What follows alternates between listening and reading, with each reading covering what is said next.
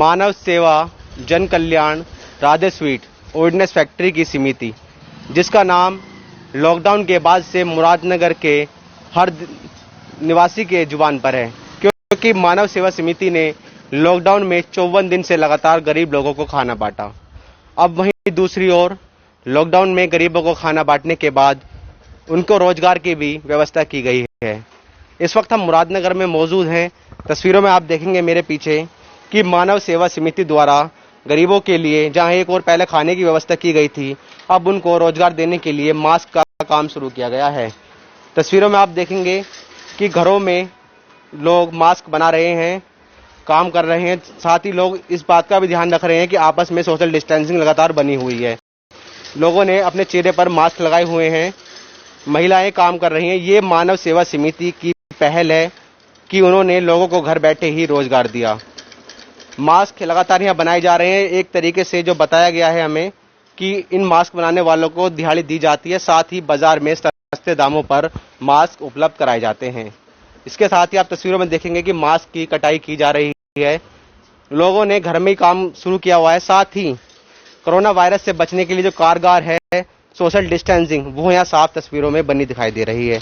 हमारे साथ मानव सेवा समिति के पदाधिकारी मौजूद हैं। आखिर किस तरीके से उन्होंने इस रोजगार को शुरू किया, इसका आइडिया उनके मन में कैसा है, इस पर पूरा सीधा बातचीत उन्हीं से कर लेते हैं। क्या नाम है सर आपका? मेरा नाम वीरेंद्र पाल सिंह है। आपकी जानकारी में है, आपने बहुत अच्छा हमारा सहयोग किया। ईटीवी लाइव का बहुत बहुत धन्यवाद है।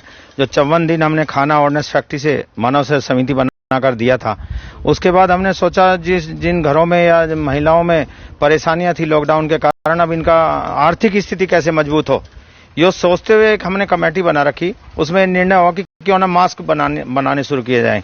उस मास्क से हमारी महिला बहनें आत्मनिर्भर बनी, स्वावलंबी बनी, उनका आर्थिक स्थिति भी ठीक हो रही है और हम मार्केट में सेल कर रहे हैं इसको बहुत मिनिमम रेट पे। सर, जैसे कि आप मास्क का बता रहे हैं कि आपने मास्क देने का रोजगार शुरू किया, जो महिलाएं काम कर रही हैं उन्हें आपने मंथली इनकम पे रखा या किस तरीके से उन्हें आप पैसे दे रहे हैं? हम पर पीस के हिसाब से इनको पैसा दे रहे हैं और उससे वे बहुत संतुष्ट हैं और उनका डेली का 100-150 रुपया एक महिला का बन जाता है उसमें। और हम निःशुल्क भी मास्क दे रहे हैं और आसपास के प्रधान भी और आसपास के लोग भी हमसे ले जा रहे हैं मास्क अपने गांव में बांटने के लिए। पुनीत कार्य कर रहे हैं वो लोग और बहुत कम रेट पे हमारे यहाँ मास्क मिल रहा है। कह सकते हैं कि जो आपका मास्क था, आपने छोटा रोजगार शुरू किया था, धीरे धीरे बढ़ता जा रहा है, साथ ही लोगों की सेवा भी हो रही है। हाँ, क्षेत्र का और आप लोगों का आशीर्वाद लगातार मिल रहा है और जैसे 1500 का एक दिन ऑर्डर था तो अब बढ़ता जा रहा है और आसपास के क्षेत्रों में हम इसका प्रचार कर रहे हैं। जैसे कि हम मास्क की बात कर रहे हैं, मानव सेवा समिति ने मास्क का काम शुरू किया है, तो बाजार में देखने में आता है कि मास्क की कीमत लगातार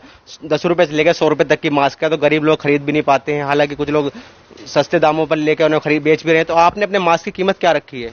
मास्क की सबसे बहुत कीमत लो, नो लॉस नो प्रॉफिट है। एक 4.5 रुपए का कुछ नहीं आता है। रुमाल भी 20 रुपए का आता है, तो 4.5 रुपए में हम उनको पूरा रील कपड़ा सब देते हैं और उन 4.5 रुपए में ही महिलाओं का भी उसमें 1 रुपए का पेमेंट होता है और हम निःशुल्क भी बांट रहे हैं। ये नहीं कि कोई एफर्ट नहीं कर सकता, तो हम मोहल्लों में गलियों में जाके अब तक मोहल्ले में अब भी बांट रहे हैं और हमारे एक ऑफिस है हमारा, वहां से हम देते हैं, रोज फ्री भी बांट रहे हैं।